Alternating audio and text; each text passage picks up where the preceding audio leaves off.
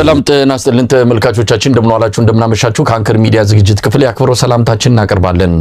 የኢትዮጵያ የሰብአዊ መብት ጉባኤ ኢሰመጉ በምስራቅ አርሲ ባለፉት 4 ዓመታት በኢትዮጵያ ኦርቶዶክስ ተዋሕዶ ቤተክርስቲያን እምነት ተከታዮች ላይ በተፈጸመ ጥቃት 458 ዜጎች መገደላቸውን ገለጸ።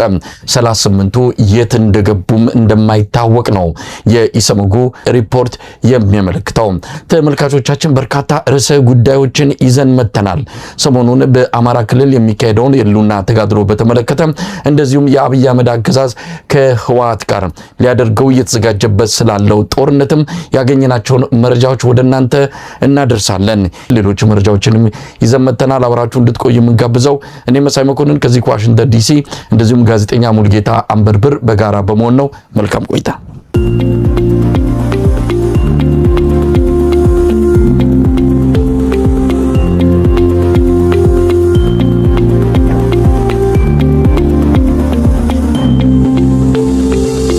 ተነስተልን ሙልጌታ። ተነስተልን መሳይ እንደምን አለ? እንዴት አረፈርክ? እንዴት ከረምክ?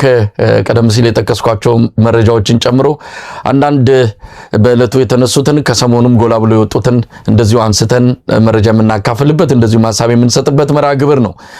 ከጠቀስኳቸው በተጨማሪም የምክክር ኮሚሽኑ እያደረገ ያለውን ጉባኤ በተመለከተ አንዳንድ መረጃዎችም ወጥተዋል። እየተካሄደ ያለው ምክክር ጉባኤ ሐቀኛ ነው ወይስ የአብይ አህመድ አንዱ ማደናገሪያ ነው የሚለውንም እንደዚሁ በመረጃ አስደግፈን የምንሄድበት ይሆናል። ከኢሰመጉ ሪፖርት እንጀምር። 458 ክርስቲያኖች ባለፉት 4 ዓመታት በምስራቅ አርሲ መገደላቸውን የሚገልጽ ሪፖርት ነው ያወጣው። በ4 ወረዳዎች ጥናት ማካሄዱን የተለያዩ የመረጃ ማሰባሰቢያ መንገዶችን ተጠቅሞ ይህንን ድምዳሜ እንደደረሰ ነው በሪፖርቱ የተመለከተው። እንዴት አገኘኸው የኢሰመጉን ሪፖርት? 38 ሰዎች እስካሁን የት እንደገቡ አይታወቁም።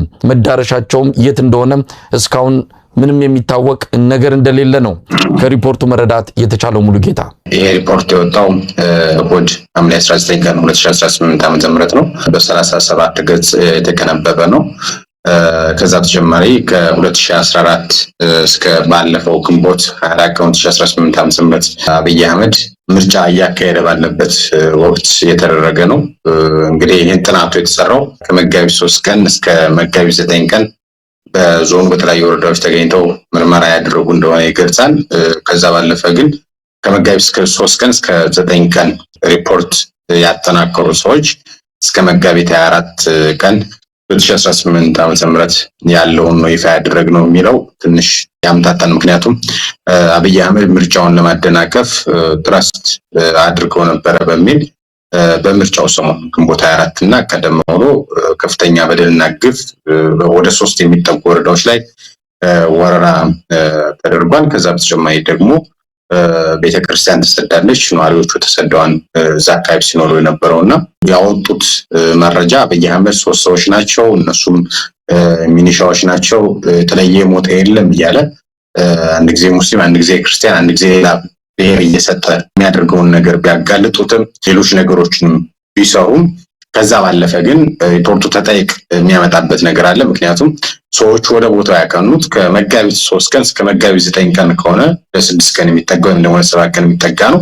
በዛ ሂደት ውስጥ የሰሩትን እስከ ግንቦት 24 ያለውን ነው ማለት ባለፈው ግንቦት 24 ቀን 2018 ዓ.ም ቀደም ብሎ የዕለቱ የተፈጸሙ ጥቃቶችና ግድያዎችን ያማከለ ነው ብዬ እኔ አላምንም። ነገር ግን ኢሰመጉ እንደ ኢሰመጉ ያወጣው መግለጫ የሚያበረታታ ነው ብያለሁ። ከዚህ በፊትም በተቋሙ መሪዎች ላይ ከፍተኛ ጫና ሲደረግ ነበር መሳይ እንደምታስታውሰው።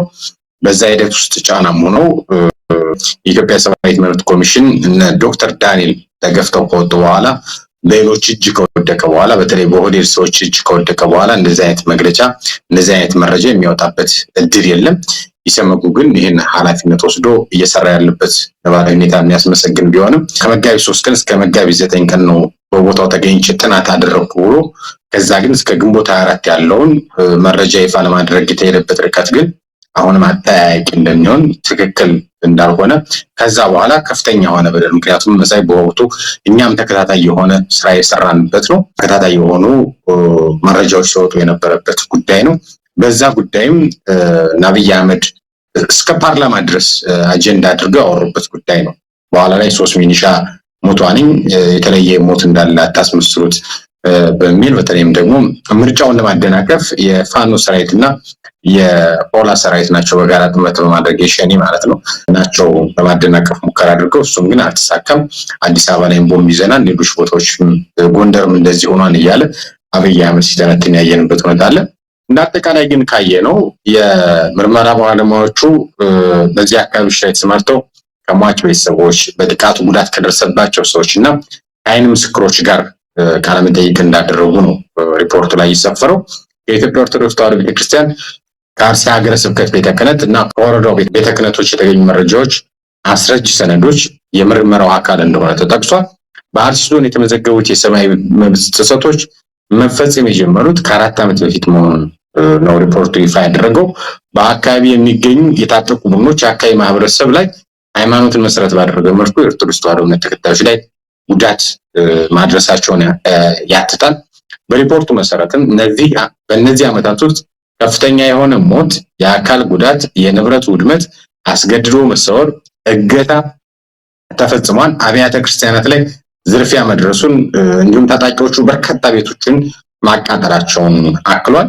እንግዲህ የኢሰመጉ ሪፖርት ከ2014 ዓ.ም አንስቶ በአርሲ ዞን 9 ወረዳዎች ውስጥ 458 ሰዎች መገደላቸውን ገልጿል። ከዚህ ውስጥ 4ቱ የአካባቢ ነዋሪዎች የሆኑ የመንግስት ታጣቂዎች ሚኒሻ እንደሆኑ የተጠቀሱ ሲሆን ቀሪዎቹ ሟቾች ንጹሃን እንደሆኑ በግልጽ አስቀምጧል። ከ458 454ቱ ንጹሃን ናቸው። ከዛ በተጨማሪ የ349ን ያህል ስም ዝርዝሩን ይዞ ወጥቷል። የተገደሉበት ስፍራ እንዲሁም ጥቃት የደረሰበትን ዕለት በሪፖርቱ አካቷል። ይሄ የሚያስመሰግነው ነው። በጥቃት የተገደለች የ7 ወር ህፃንን ጨምሮ የ67 ሰዎችንም ፎቶግራፍ ይፋ አድርጓል። እነዚህ መረጃዎች የምናነሳው ወደኋላ ከምንሰጠው ሐሳብ አኳያ በጣም ስለሚያግዝ ነው። ምክንያቱም የአብይ አህመድ አገዛዝ ከፍተኛ ወንጀል ይፈጽማል። እነዛ ወንጀሎች ደግሞ ተደበስብሰው እንዲቀሩ ያደርጋል። ከዛ ባለፈ ደግሞ ተጠይቅ እንዳይኖር የሚያደርግበት መንገድ አለና የ67 ሰዎች ፎቶግራፍ ይፋ መደረግ፣ የ349 ሰዎች ስም ዝርዝር ከይነለቱ ይፋ መደረጉ በተለይ ቤተክርስቲያን ማዕከል ያደረገ ኦርቶዶክስ ቤተክርስቲያን ኢላማ ያደረገ ጥቃት ለሚፈጽመው የአብይ አህመድ አገዛዝ በዚህ ሂደት ደግሞ ባለፈው በአንከር ሚዲያ ቀርበው ሐሳብና አስተያየታቸውን ሲሰጡ የነበሩት ዶክተር ዮናስ ብሩም ሌሎቹንም አይነት ሰዎች አጋዥ የሆነ መረጃ በተለይም ደግሞ ለስቴት ዲፓርትመንት ለዓለም አቀፍ መንግስት ለተለያዩ ይዞት የሚቀርቡት በገለልተኛ አካል በሚባል ደረጃ የተጠና ጥናት ይፋ መደረጉ ይሄ የአብይ አህመድ አገዛዝ ዜጎችን መጠበቅ የማይችል እንግዲህ አሁን ይሄ በታጣቂዎች ነው እየተባለ እየተጠቀሰ ያለው።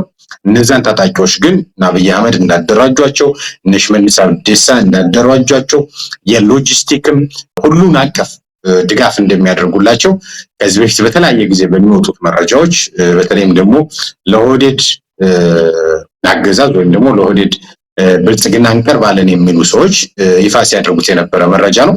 ከዛም ባለፈ ሮይተርስን ጨምሮ ኮሬን የገኛ የሚባል ገዳይ ቡድን አባ ቶርቤ የሚባል ገዳይ ቡድን ያደራጀ መንግስት እንደሆነ ዓለም አቀፍ ሪፖርት የወጣበት ነውና ይሄ ታጣቂ የሚባለው ኃይል አገዛዙ ያደራጀው እንደሆነ ይታወቃል።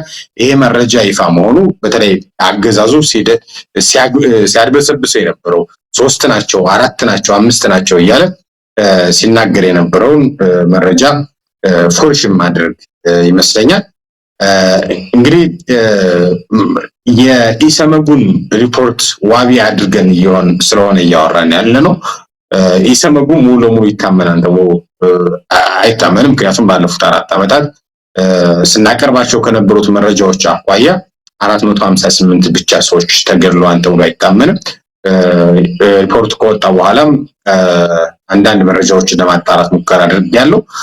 458 ብሎ ይፋ ማድረጉ የሚበረታታ ቢሆንም ነገር ግን ቁጥሩ ከዚህም ከፍ ሊል እንደሚችል ከአካባቢው ያገኘኋቸው መረጃዎች ያመላክታሉ። ስለዚህ እነዚህን መረጃዎች እንደ መረጃ መውሰድ እንችላለን። ምክንያቱም የ349 ያህልን ሰው ስም የሞተበትን ቀን ሪፖርት አካቶ ማውጣት የሚያስመሰግን ስለሆነ ሙሉ ለሙሉ የምናነውረው አይደለም። ነገር ግን አሁንም ሌሎች ገለልተኛ የሆኑ አዲስ አበባ መቀመጫቸውን ቢያደርጉም ዓለም አቀፍ የሆኑ ግን ተቋማት ገብተው ምርመራ ሊያደርጉበት የሚገባ ጉዳይ እንደሆነ ማስመር ፈልጋለሁ። እንግዲህ በጣም የሚያሳዝነውና አሁንም ይሄ ሪፖርት እየወጣ ባለበት ነባራዊ ሁኔታ 38 ሰዎች ታግተው ያሉበት ሁኔታ እስካሁን እንደማይታወቅ፣ በዛ በተጨማሪ ያው እንግዲህ ከዚህ በፊትም ተናግረናል። የቡና ነጋዴዎች፣ ኢትዮጵያ ውስጥ ያሉ ባለሀብቶች የፌደራል ፖሊስ መለዮ የለበሱ ሰዎች ወስደው አዲስ አበባ ሜክሲኮ የሚገኘው ፌደራል ፖሊስ ይታሰሩና መፈታት ከፈለጋችሁ 30 ሚሊዮን ብር አምጡ፣ 50 ሚሊዮን ብር አምጡ እየተባሉ ገንዘብ እንደሚከፍሉ ይታወቃል። ከዚህ በፊትም ሲወጣ የነበረ ነው። ባለሀብቶች ከዛ አለፍ ሲልም የግድያና ሌሎች የስም ማጥፋት የኔሚንግ እና ብሌሚንግ ስራ እንደሚሰራ ይታወቃል። እንግዲህ እነዚህ 38 ሰዎች ታግተው ነው ያሉት። እዚያ አኳያ እነዚህ ሁነቶች በጣም አሳዛኝና አሳፋሪ የሆነበት ለዛም ነው አገዛዙ ጭምር የሚሳተፍበት ወንጀል የዘር ማጽዳት፣ የዘር ማጥፋት ነው እየተፈጸመ ያለው። 458 ሰው ከፍተኛ ወንጀል ነው መገደል ማለት ነው። ያውም ደግሞ ባለፉት 4 ዓመታት ያውም ደግሞ ቁጥሩ ከዚህ በላይም ከፍ ሊል ይችላል ተብሎ የሚታመን። ከዛ በተጨማሪ መሳይ እንግዲህ በዘር ማጥፋትና በዘር ማጽዳት ከዘር ማጽዳት ተፈጽሟል፣ ዘር ማጥፋት ተፈጽሟል ተብሎ ሲታመን የሚቀመጡ ካራክተራይዜሽን አሉ። አንደኛው መጀመሪያው ስም ማጥፋት፣ የአካባቢ ስም መቀየር ምናምን። እነዚህ ሰዎች ቤተክርስቲያናቸው የሚጠለሉበት ከአካባቢያቸው እንዲፈናቀሉ ሆነዋል፣ ገንዘባቸውን አጥተዋል።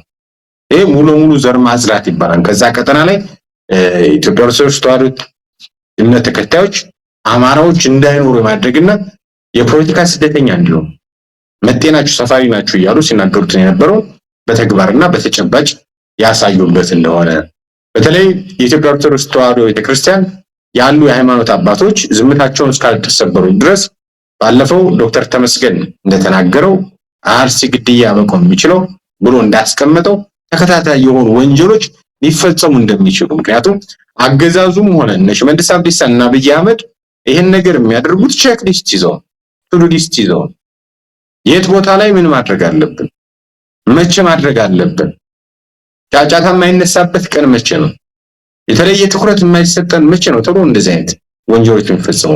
እነዚህን መረጃዎች ማስረጃዎች በመያዝ በተለይ እንግዲህ በሪፖርቱ ላይ ከተቀመጡት የፌደራልና የኦሮሚያ ክልል መንግስታት ከነዚህ ጥቃቶች ጋር በተያያዘ ሆን ብለውም ሆነ በቸልተኝነት የህግ ግዴታቸውን ያልተወጡ የመንግስት የጸጥታና የአስተዳደር አካላትን በአስቸኳይ ለህግ አቅርበው ተጠያቂ እንዲያደርጉ ጠይቋል። አንድ ሪፖርት ሊያካትተው የሚገባ ሀሳብ ስለሆነ ማለት ነው። ይህን ማድረግ የማይችሉ ከሆነ ግን የክልሉ መንግስት የተፈናቀሉ ነዋሪዎችን በፈቃደኝነት በክብርና በደህንነት ወደ ቀያቸው የሚመልሱበትን ሁኔታ እንዲያመቻችም ጥሪ አቅርቧል። ይህም የሪፖርቱ አንድ አካል ነው እንጂ ይሄ ነገር እንደማይፈጸም ይታወቃል። ምክንያቱም ቅድም እንዳስቀመጥኩት ቱ-ዱ ሊስት ይዘው ቼክ ሊስት ይዘው ያፈናቀሉትን ማህበረሰብ ሊመልሱልህ አይችሉም። ምክንያቱም መጀመሪያውኑም ታስቦበት የተሰራ ነው። የተፈናቀለው አማራ፣ የተፈናቀለው ኦርቶዶክስ፣ የተፈናቀሉት እዛ አካባቢ ላይ ከአማራዎች ጋር በጋራ ሲኖሩ የነበሩት ሙስሊሞች ሊመልሷቸው አይችሉም። ከአማራዎች ጋር ከኦርቶዶክስ ጋር ሲኖሩ የነበሩ ሙስሊሞች ሊመልሷቸው አይችሉም። እንግዲህ እንዲሁም የክልሉ መንግስት በታጣቂዎች የሚደርሱትን የሰብአዊ መብት ጥሰቶች መቆጣጠር ካልቻለ የፌደራል መንግስት ጣልቃ በመግባት የንጹሃን ዜጎች በህይወት የመኖር መብት እንዲያስጠብቅ አሳስቧል ይላል። ይሄ የሪፖርቱ አንድ አካል ነው። በቃ ከዚህ በላይ ይሄ ሪፖርት ምንም ሊያደርግልን አይችልም። ሪፖርቱ መረጃ ማጋለጥ ነው። መረጃውን አጋልጧል። ከመጋቢት 3 ቀን እስከ መጋቢት 9 የሰራሁት ነው አለ። ከ2014 ዓ.ም እስከ ግንቦት 24 ቀን 2018 ዓ.ም ያለውን መረጃ ነው ይፋ ያደረኩት ብሏል። እነዚህ መረጃዎች ነው የምንወስደው።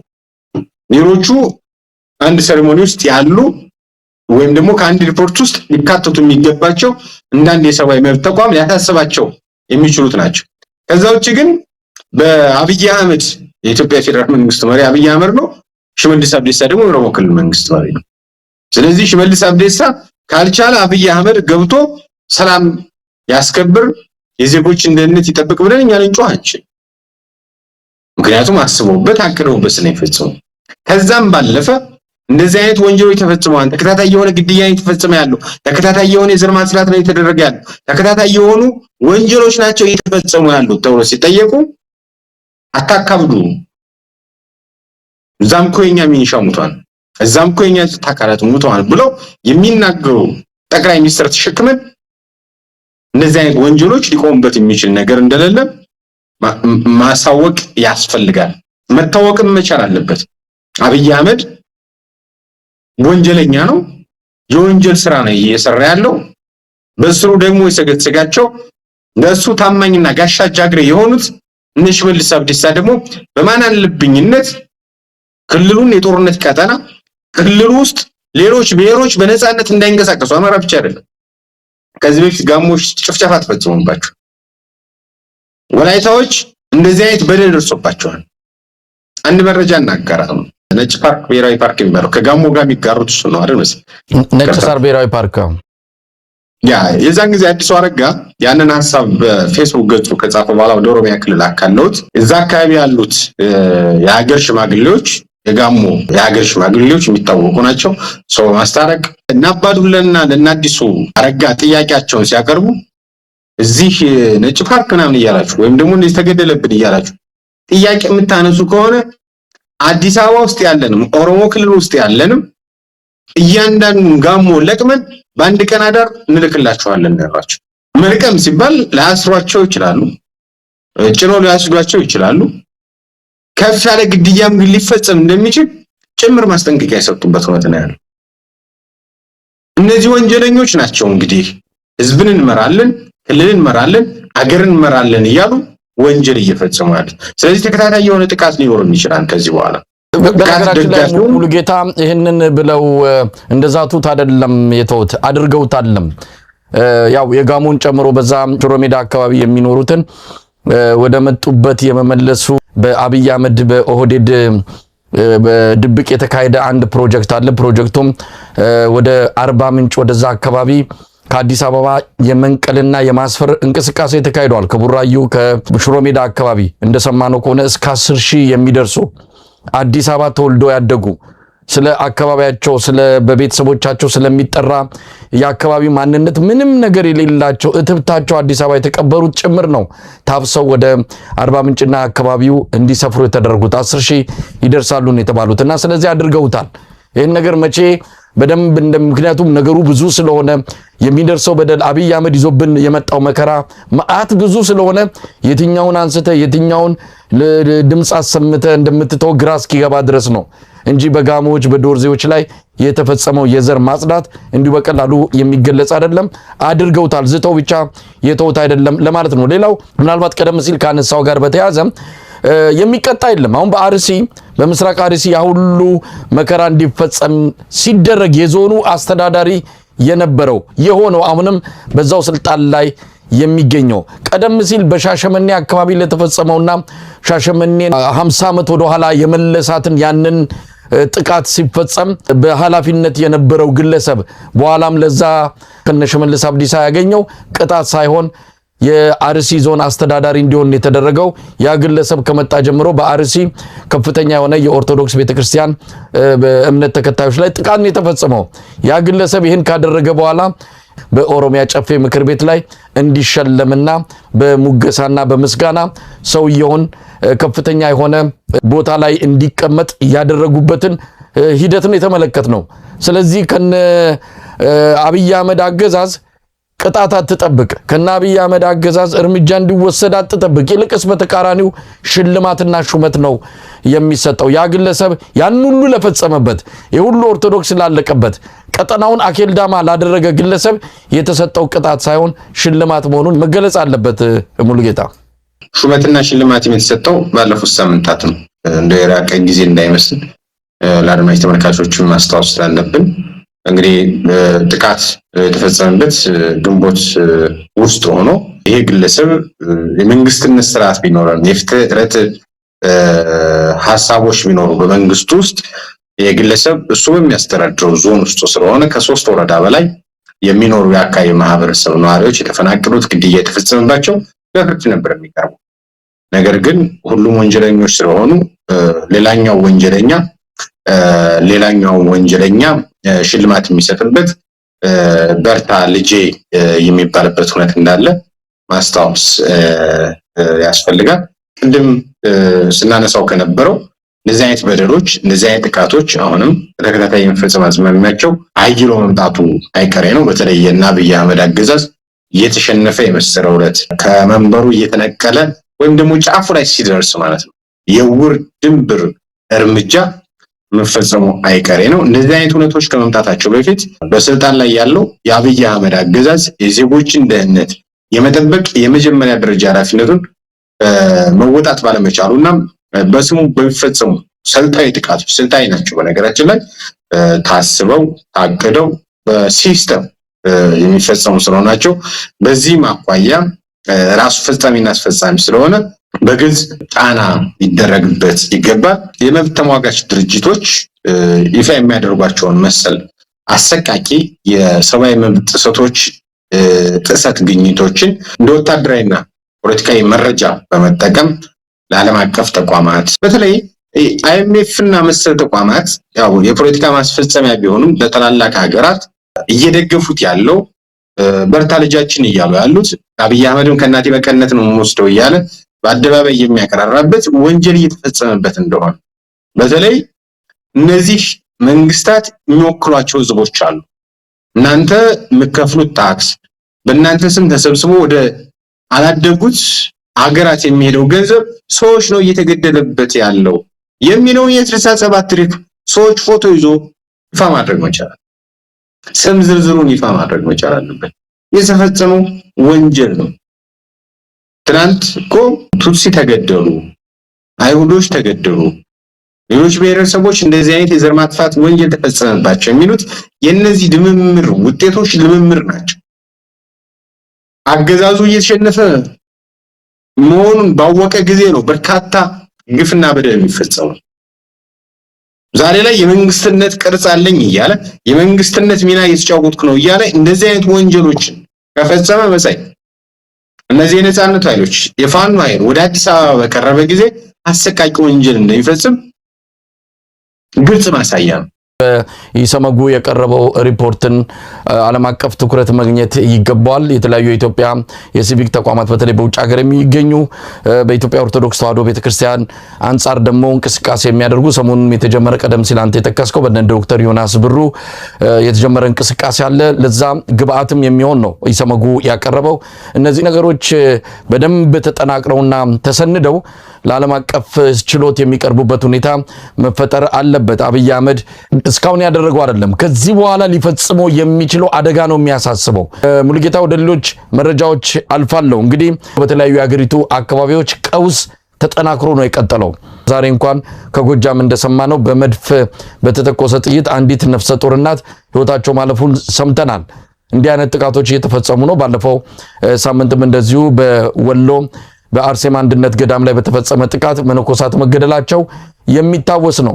ይሄ ቀውስ በተለያዩ የሀገሪቱ አካባቢዎችም ቀጥሏል። በሲዳማና በኦሮሚያ አጎራባች በሆኑ ወረዳዎች የተጀመረው ግጭትም ተጠናክሮ የቀጠለው በምስል ተደግፎ የመጣው እንደምንመለከተው ከሆነ በሲዳማና በኦሮሚያ ክልል ድንበር ላይ በሚገኙ አካባቢዎች እንደዚሁ ቀውሱ ተጠናክሮ እንደቀጠለና በርካታ ሰዎች እየተጎዱ እንዳለ፣ ቤቶች እየተቃጠሉ፣ ሰዎች እየተሰደዱ እንዳለ ነው የምንሰማው። ስለዚህ ጉዳይ ምንም እየተባለ አይደለም። ሁሉ ነገር ምንም እንዳልተፈጠረ ሆኖ የምክክር ኮሚሽኑ ሂደቱን ቀጥሏል። ቢያንስ እንደነዚህ አይነት ነገሮች ጋብ የሚሉበት ሁኔታ መፈጠር ነበረባቸው፣ ግን አልሆነም። ችግሩ ተስፋፍቶ መቀጠሉን ነው እያየን የምንገኘው። ሌሎች መረጃዎች አሉ። በዜና አንጻር የምናነሳቸውን መረጃዎች እናካፍልና ወደ ውይይታችን እንመጣለን። ምናልባት በሚነሱ ዜናዎች ላይ አስተያየት ልሰጥ ትችላለህ። 92 ሚሊዮን የሚጠጋ የኢትዮጵያ ሕዝብ ጤናማ የምግብ ስርዓት ለመከተል አቅም እንደሌለው የተባበሩት መንግስታት ድርጅት ሪፖርት ያመለክታል። ከኢትዮጵያ 130 ሚሊዮን ሕዝብ መሃል 92 ሚሊዮን የሚጠጋው ሕዝብ የጤናማ የሆነ የምግብ ስርዓት እንደሌለው አመላክቷል።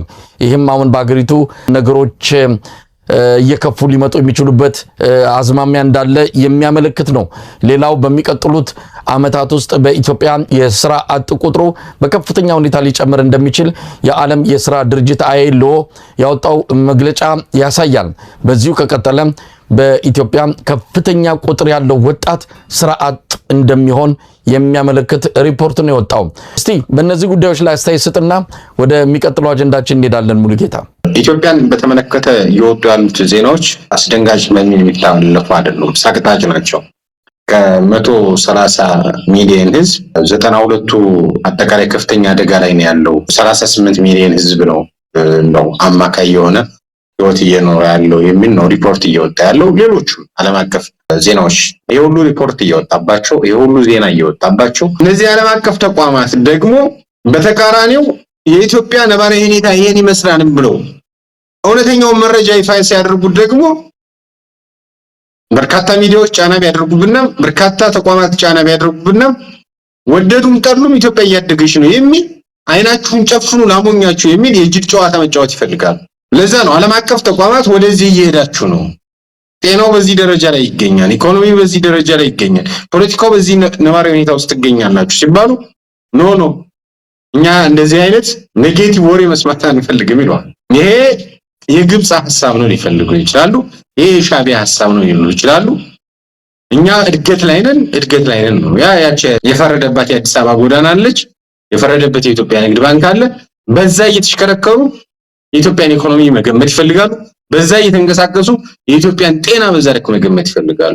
እየሆነ ያለው ይሄ ነው። በርካታ ዓለም አቀፍ ተቋማትም ወደፊትም ተመሳሳይ ሪፖርት ቢያወጡባቸው ከዛ ሪፖርት ላይ ተነስተው የመፍትሄ ሐሳብ ከመፈለግ ይልቅ ይሄ ጥቃት የተሰነዘረብን የእድገት ጎዳና ላይ ስለሆነ ነው፣ የምዕራባውያን ጥላቻ ነው፣ ስናድግ የማይፈልጉ ኃይሎች ናቸው ይላሉ።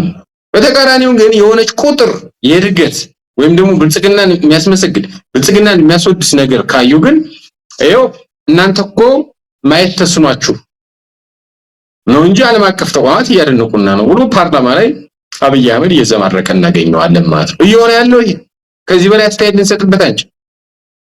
ዓለም 17 ሚዲያዎች ኢትዮጵያ አይደለም ለራሷ ለቀጠናው ስጋት እየሆነች ነው በማን በአብይ አህመድ ሲባል እኮ ዓለም አቀፍ ሚዲያዎች ሳይቀር ምርጫ እንዳናደርግ ጫና ሲያሳድሩብን ነበር ሲታየ ነው። ግን የምርጫ ገንዘቡን የምርጫ ቦርድ ገንዘብን እኮ ድጋፍ የሚያደርግለት ዓለም አቀፍ ተቋም አብዛኛዎቹ ጉዳዮች እኮ የሚያስፈጽሙ ዓለም አቀፍ ጉዳዮች እርዳታ እየለመነ እግር ተንበርክኮ የሚሆን ግለሰብ ምስጋና ብቻ የሚወድ በዙሪያው ዓለም አቀፍ ተቋማቱ እነ ዳንኤል ክብረት እንዲሆኑለት ይፈልጋል። ቄስ ሞገሴዎች እንዲሆኑለት ይፈልጋል። እነ በለጠ ሞላን እነ ብርሃኑ ነጋ እንዲሆኑ ይፈልጋል። ለዛ ነው ዓለም አቀፍ ተቋማት ተጨባጭ መረጃዎችም 92 ሚሊዮን ህዝብ አደጋ ላይ ነው ሲባል ወደ መፍትሄ ከመሄድ ይልቅ ያንን ማነወር ያንን ማጣጣል እንደዛ የማድረግና የኢትዮጵያ ህዝብም እንዳይጠነቀቅ የማድረግ በበሽታ እንዲያልቅ የመፍቀር ነው። በነገራችን በረሃብ እንዲያልቅ የመፍቀር ነው። ምክንያቱም መንግስት እንደዚህ አይነት ነገር ገጥሞኛል፣ ስለዚህ የተለየ መፍትሄ ለመትረብ እንቅስቃሴ እያደረኩ ነው ተባበሩ የሚላቸው እኮ ዜጎች ያለባቸው ነባራዊ ሁኔታ በአግባቡ ገምግመው ቁጠባም የሚደረገው እኮ ከዚያ አኳያ ነው። መሳይ ያላችሁበት ይሄ ነው። ግን ይሄን መናገር ሊያስወቅሰኝ ይችላል ሊያስተቸኝ ይችላል ብሎ ስለሚያስብ አብይ አህመድ ፈሪ ስለሆነ የፈሪው እርምጃ ደግሞ የሚወጡትን መረጃዎች ሙሉ ማጣጣል ነው ማለት ፈልጋለሁ። ግን ህዝቡ ይሄ መረጃም ስለማይደርሰው ምክንያቱም የአብይ አህመድ የመንግስት ሚዲያዎችም ሆነ በአብይ አህመድ ዙሪያ የተኮረኮሩት በነፃ ፕሬስ የሚንቀሳቀሱት ይሄን መረጃ ይፋ ማድረግ አይፈልጉም። ምክንያቱም ይሄ ምንድነው ኔጌቲቭ ኢነርጂ ነው ተብሎ ይታመናል። በኔጌቲቭ ኢነርጂ ስም ግን ከፍተኛ የሆነ አደጋ በኢትዮጵያ ህዝብ ላይ እንደተደቀነ ዓለም አቀፍ ተቋማትን እያሳወቁ ነው። እኛም የነሱ ሪፖርቶች ይዘን ሐሳብና አስተያየት ሲሰጠን ነው። አመሰግናለሁ። ብዙ ጊዜ ብዙ ነገር ስላልን ስለዚህ ጉዳይ ዛሬ ጊዜ ማባከን የአብይ አህመድን የተለመደ አይነት ሁሉ ጊዜ የማይለወጥ የማይቀየር ሁሌ አድገናል ሁሌ ስንዴ ከኛ አልፈን ለዓለም አቀፉ ማህበረሰብ ያቀረብን ነው የሚለው የውሸትና የማደናገሪያ እውነት ለመናገር አንዳንድ ጊዜ ራሳቸው አይሰለቻቸውም ወይ? ሰውስ ሰልችቶት በዚህ ዜና ስር የተሰጡትን የህዝብ አስተያየቶች እየተመለከትኩ ነበር። እኔ እስካየሁበት ጊዜ ድረስ ወደ 600-700 ሰዎች አስተያየታቸውን ሰጥተዋል። 99 በመቶ የሚሆኑት ምን አይነት አስተያየት እንደሰጠ ተመልካቹ ሊፈርድ ይችላል። ሄዶ የፋና ዌብሳይት ላይ ወይም የፋና ፌስቡክ ገጽ ላይ ይሄ ዜና የተለጠፈበትን ስንዴ እያመረትን ለውጭ ገበያ እያቀረብን ነው ብሎ የተዘጋጀውን ዜና ሰው ተመልክቶ እንደው የህዝቡንም የልብ ትርታ የህዝቡንም ስሜት በቀላሉ ሊያገኘው ይችላል። እነዚህ ሰዎች አንድ ጊዜ ከደም ካጥንታቸው ውሸት ገብቷል። ምንም ወደ ኋላ የሚመለሱት ነገር የለም። የበሰበሰ ዝናብ አይፈራም ብለዋል። አንዴ ውሸታም ተብለናል። ውሸት ደግሞ ባህሪያችን ነው፣ መንግስታዊ መዋቅራችን ነው። በዛ በውሸት መዋቅር ነው ሀገር የምናስተዳድረው ብለው አምነዋል። ስለዚህ እነዚህ ሰዎች ከዛ ይልቅ የምንደነግጠው ከዛ ይልቅ የሚያስገርመን እውነት ቢናገሩ ነው። ስለዚህ ምንም አዲስ ነገር የለውም። ስንዴ አምርተናል፣ ስንዴ ከሀገራችን አልፎ ለውጭ ገበያ እያቀረብን ነው የሚለው ዜናን አብይ አህመድ በመገናኛ ብዙሃኑ እንዲመጣ ያደረገበት ያለ ምክንያት አይደለም። ባለፈው ሳምንት 47000 ሜትሪክ ቶን የስንዴ እርዳታ ለኢትዮጵያ እየተላከ መሆኑን የሰማነው ዜና ከጆሮአችን ሳይርቅ በቶሎ በእንደዚህ አይነት ማደናገሪያና ሐሰተኛ መረጃዎች ህዝቡን ሌላ ስሜት ውስጥ ሌላ ትኩረት አቅጣጫ ውስጥ እንክተተው ብለው ለማስቀየስ ሄዱበት ርቀት እንደሆነ እንረዳለን። ሙሉጌታ እሱን በዚህ ገታ እናድርግና ወደ አማራ ክልሉ ወቅታዊ ሁኔታ እንምጣ። በአማራ ክልል ያለው ወቅታዊ ሁኔታ ምን ይመስላል? በፋኖ በኩል የሚደረጉ እንቅስቃሴዎች አሁንም ተጠናክሮ እንደቀጠሉ ነው። ከተሞችን የመቆጣጠር ከተሞቹን መቆጣጠር በአውደ ውጊያ ብቻ ሳይሆኑ አብይ አህመድ በአሁኑ ሰዓት ሰራዊቱን እያወጣ ወደ ትግራይ ድንበር አካባቢ እያስጠጋ በመሆኑ አንዳንድ ከተሞችን እየለቀቀ እየወጣም ነው። ይሄ በእርግጥ ለፋኖ መልካም አጋጣሚ ሊሆን ይችላል። አጠቃላይ ሁኔታውን እንዴት ተመለከተዋል? አውደ ውጊያዎች አሉ፣ ስልጠና በዚህ አለ፣ ህዝባዊ ውይይቶች አሉ። ፋኖ ጊዜ የሚበቃው አይደለም፣ በብዙ መልኩ እየተንቀሳቀሰ ነው የሚገኘው። ከፋኖ መንደር እየወዳሉ መረጃዎች በብዛት ጥሩ የሚባሉ ናቸው። በበቀደም ሀሳብና አስተያየት ስንሰጥበት የነበረው የዛ አደረጃጀት ጉዳይ እንግዲህ የአማራ ፋኖ ብሔራዊ ንቅናቄ ቴዎድሮስ ዋና መሪውን ወታደራዊ አዛዡና ሌሎች መዋቅሮችን ይፋ አድርጓል። ይሄ የሚበረታታና የሚጠናከር ነው። እንደዚሁ በተመሳሳይ የአማራ ፋኖ ብሔራዊ ንቅናቄ ቴዎድሮስ በላይ ዘለቀ ዝም እንደዚሁ አመራሮችን ይፋ አድርጋለሁ። አርበኛ ዮሐንስ ንጉስና አርበኛ ባየቀን ነው ለሶስት ወር በጊዜያዊነት እንዲመሩ ኃላፊነት ሰጥቻለሁ ብሏል። እዚህ መረጃ ላይ አስተያየት ብዙ አልሰጥበትም። አሁንም አንዳንድ ቅሬታዎች እንዳሉ የሰማና የጎጃሙን ግን ሙሉ ጠንቀቅ ብሎ በአንከር ሚዲያም እንደዚሁ በተመሳሳይ የቴዎድሮስ ህዝብ ግንኙነት መምራፊ አዳዲስ ጠንካራና በሳል አመራሮች የተመረጡበት እንደሆነ ቴዎድሮስ አመራሮች በርቱ ማለት ፈልጋለሁ።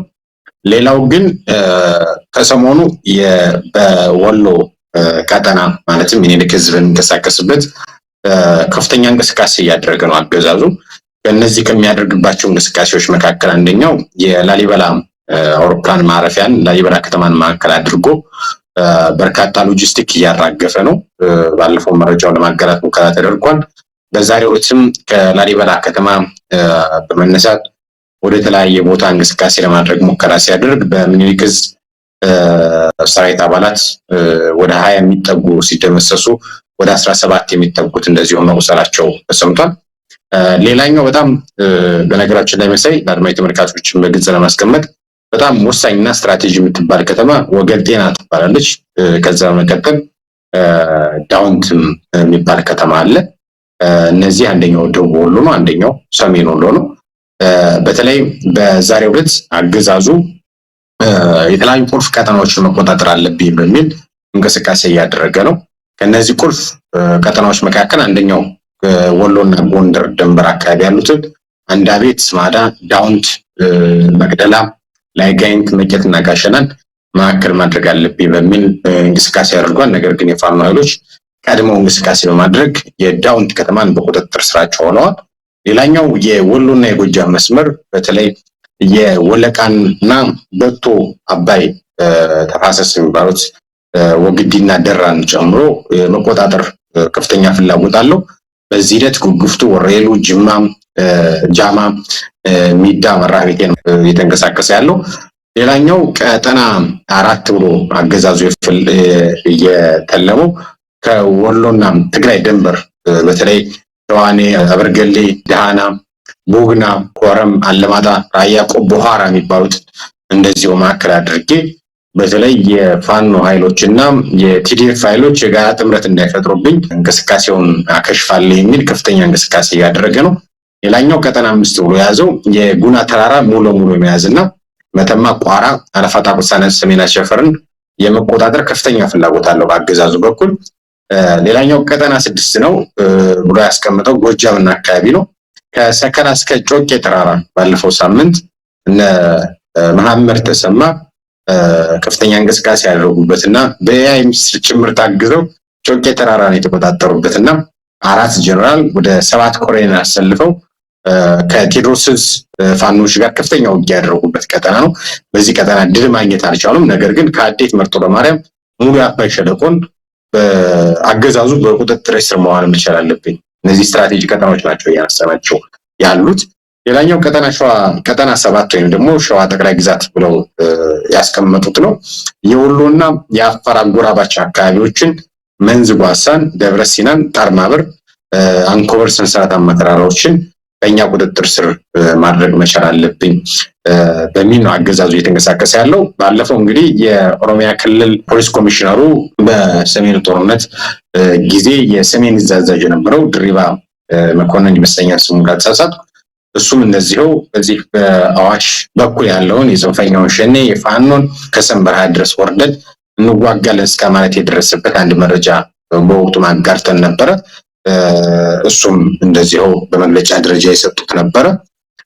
ይሄ የወሎና የአፋር አጎራባች አካባቢዎች በተለይ ወያኔም በዚህ በኩል በሚሌ በኩል አድርጋ ትመጣለች፣ ፋኖም በዚህ በኩል ይመጣብኛል፣ ኦላም በዚህ በኩል ይመጣብኛል በሚል በተለይም ደግሞ ይሄ የአዋሽ መስመር ጥቁር አስፋልት የሚባለውን የሚሌ መስመር ሊቆረጥብኝ ይችላል፣ ጉሮሮዬን ልታነቅ ይችላል የሚል አገዛዙ ስጋት ስላለበት የወሎና አፋር አጎራባች አካባቢዎች በእኛ ቁጥጥር ስር መዋል መቻል አለባቸው በጠላት እጅ ከመውደቃቸው በፊት የሚል አለ። መንዝ ጓሳ እንግዲህ እንደሚታወቀው በጣም ጠንካራና ዋና ወታደራዊ ቤዝ መሆን የሚችል ነው።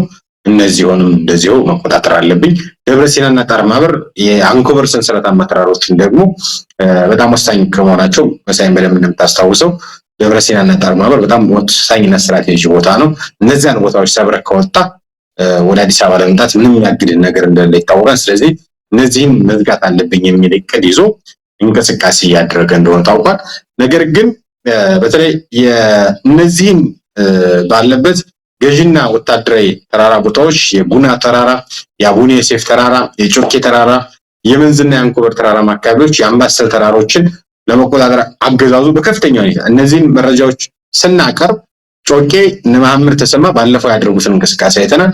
በወሎ በኩል ደግሞ ምኒልክ ዕዝ 104ኛ ካሳሳት 104ኛ ኮር አምባሰል ላይ 2 አዛዦችን ጨምሮ ከ70 በላይ ሰራዊት የደመሰሰበት በተለይ ተራራማ ቦታዎችን መያዝ መቻል አለብኝ የሚል እቅድ ይዞ እየተንቀሳቀሰ ያለ ነው። በፋኖች በኩል ግን በዛሬው ዕለት ያገኙት ቦታ ወይም ደግሞ የተቆጣጠሩት ቦታ ወገል ጤና ይባላል። ወገል ጤና ለአድማጭ ተመልካቾቻችን ወይም ደግሞ ፋኖ በምን ቁመና ላይ እንዳለ መግለጽም ስላለብን ወደ ደሴ፣ ወደ ተንታ፣ ወደ ወልዲያ፣ ወደ ላሊበላ ወደ 6 እና 7 ቦታ እንቅስቃሴ ማድረግ የሚችል በተለይም ደግሞ ፋኖ እስከዛሬ ቦታ እንዴት ተቆጣጠረው ለማዝዣ ጣቢያም ጭምር የሚያገለግል ነው ተብሎ የሚታመን አካባቢ ነው። እሱን ተቆጣጥረዋል። ይሄ በዛሬው ዕለት ከፋኖች መንደር የተሰማው ትልቅ ሰበር ዜና እንደሆነ መግለጽ እፈልጋለሁ። አገዛዙ ግን ወደ ተለያዩ ደንበሮችና ወደ ተራራዎች የመውጣት እንዲሁም ደግሞ ወደ ጫካዎች የመውጣት ከፍተኛ ፍላጎት እያሳየ እንዳለ መግለጽ እፈልጋለሁ። ሰሞኑን በጎጃም በዋናነት በተለያዩ አካባቢዎች ጥቃት የከፈተ ቢሆንም ነገር ግን ጎጃም ላይ አተኩሮ ከፍተኛ እንቅስቃሴ ማድረጉን ያው እኔም አንተም በተለያዩ የመረጃ ምንጮችም ሲገለጽ የቆየ ጉዳይ ነው። በዛሬው ዕለት የሜጀር ጀነራል ብርሃኑ ጥላሁንን መረጃ ሰምተናል። የ6ኛ ኮር ዋና አዛዥ ናቸው ሜጀር ጀነራል ብርሃኑ ጥላሁን። በጎጃም ያለው ጽንፈኛ ቡድን እየተዳከመና ወደ ተራ ሽፍታ እየወረደ ነው የሚል ነው። የጮቄ ተራራ ዋናው የጎጃም ጽንፈኛ ያረፈበትና ማዘዣ ጣቢያ ያደረገበት ቀጠና ነው። ያንን ደምስሰን ያንን ቦታ በመቆጣጠር ጽንፈኛውን አዳክመናል፣ አሁን ወደ ተራ ሽፍታነት ተቀይሯል የሚል ነው። እንግዲህ በተመለከተ የጎጃም ፋኖች የቴዎድሮስ እዝ አመራሮች መግለጫ የሚሰጡበት እንደሆነ እናውቃለን። ግን ዜናው በተገለበጠ መልኩ ነው ለኢትዮጵያ ሕዝብ እንዲደርስ የተፈለገው። ማስረጃ የለው፣ በቪዲዮም ሆነ በፎቶ የሚቀርብ ነገር የለም። እንዲሁ ዝም ብሎ ደረቁን ፕሮፓጋንዳ ደጋፊዎቻቸውን በመጋት ላይ ያተኮረው የተለመደው ስትራቴጂያቸውን ነው የቀጠሉበት። ሙሉጌታ፣ በዚህ ላይ ያለው መረጃ ምን ያሳያል? ጮቄ ተራራን ተቆጣጥረናል፣ ጽንፈኛውን አዳክመናል፣ ወደ ተራ ሽፍታነት ተቀይሯል እያሉ ነው።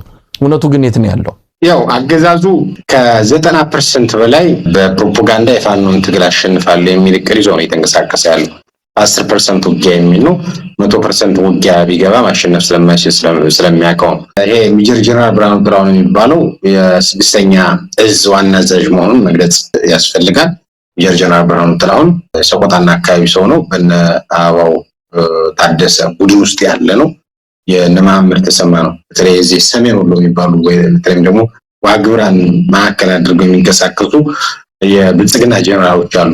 አብይ አህመድም እንደዚሁ በከፍተኛ ሁኔታ የሚንከባከባቸው የአብይ አህመድ ሙሽሮች የሚባሉ አሉ በዚህ በካድሬ ውስጥና እነሱን መንካት አጠቃላይ የኢትዮጵያ መከላከያ ሰራዊትን መንካት ነው።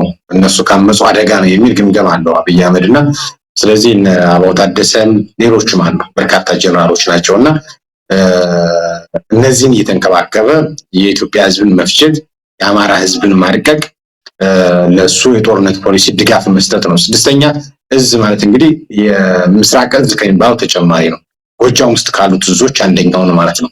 ስለዚህ መሐመድ ተሰማ ሌላ ወጥቶ ፍትሃዊ ጦርነት ነን ሲል ይሄኛው ሜጀር ጀነራል ብርሃኑ ጥላሁን የሚባለው ደግሞ 6ኛው ዋና እዝ አዛዡ በጎጃም ያለው ጽንፈኛ ቡድን እየተራከበና ወደ ተራ ሽፍትነት እየወረደ ነው የሚል ፕሮፓጋንዳ ነው። ግልጽ ማስቀመጥ ያለብን እነዚህ ጽንፈኞች ወደ ሽፍታነት ወርደዋን ምናምን እያለ እየተናገረ ያለው ግለሰብ ሜጀር ጀነራል ብርሃኑ ጥላሁን በተለይ 6ኛ እዝ አዛዥ ነኝ ባዩ ትናንት ዋናውን የጎጃም የወለጋ መስመር ቡሬ ይባላል።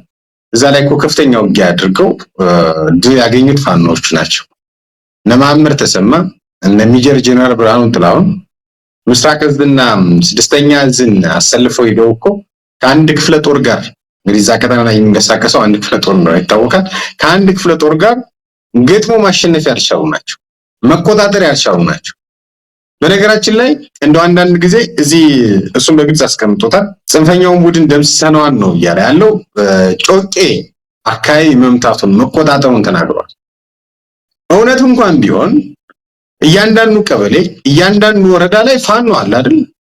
ቴዎድሮስ እዝ ሲባል እኮ ደጋዳሞት ብቻ ያለው አይደለም። ጎጃም ውስጥ 3 ዞን አለ። ከ3 ዞን ውስጥ 11 ወረዳ ወይም ደግሞ 11 ቀበሌ ነው እየተነጋገርን ያለነው። እነሱ አንድ ቀበሌ ለመምታት 2 እዝ ነው አሰልፈው ሄዱት። መሐመድ ተሰማ የሚመራው ብርሃኑ ጥላሁን የሚመራው ማለት ነው። እንደዚህም ብለው ሂደው ድል አላገኙም። ተጨባጭ የማረኩት ነገር የለም። አንተም በግልጽ አስቀምጠዋል። ባዶ ቀደዳ፣ ባዶ ውሸት፣ ባዶ ፕሮፓጋንዳ።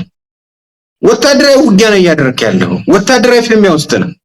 በዚህ ሂደት ውስጥ ሟች አለ፣ ገዳይ አለ። ገዳይ ነኝ ብለህ ከመጣ አሸናፊ ነኝ ብለህ ከመጣ የታን መሳሪያ የማረከው የታን ያስከው ፋኖ ተብሎ መጠየቅ ያለበት ጥያቄ ነው። ግን ብልጽግናዎች ተደጋጋሚ እንደሚገለጸው አይናችሁን ጨፍኑና ላሞኛችሁ ነው። እዚህ ጋር ለመጠቀም ከፍተኛ ጥረት ያደርገው የሎጂስቲክ ማከማቻና ዋና ይዞታ አድርጎት ይዞት የነበረውን ጮቄን መተናና ፋኖ አሁን ባለበት ነባራዊ ሁኔታ ዋና ማዘዣም የለውም፣ ዋና ሎጂስቲክ ማከማቻ የለውም። ምክንያቱም ሂትና ራን እንቅስቃሴ እያደረገ ያለ የደፈጣ ውጊያ እያደረገ ያለ አገዛዙ ሲያስገድደው ወይም ደግሞ ትንኮሳ ሲፈጽምበት ወደ መደበኛ ውጊያ የሚሻገር ዘመቻዎችን ሲያውጅ ብቻ መደበኛ ውጊያ የሚያደርግ አካል እንደሆነ ይታወቃል። ይህ ባለበት ነባራዊ ሁኔታ ዋና ማዘዣ ጣቢያውን መተነዋን ጠፍተነዋል አለ።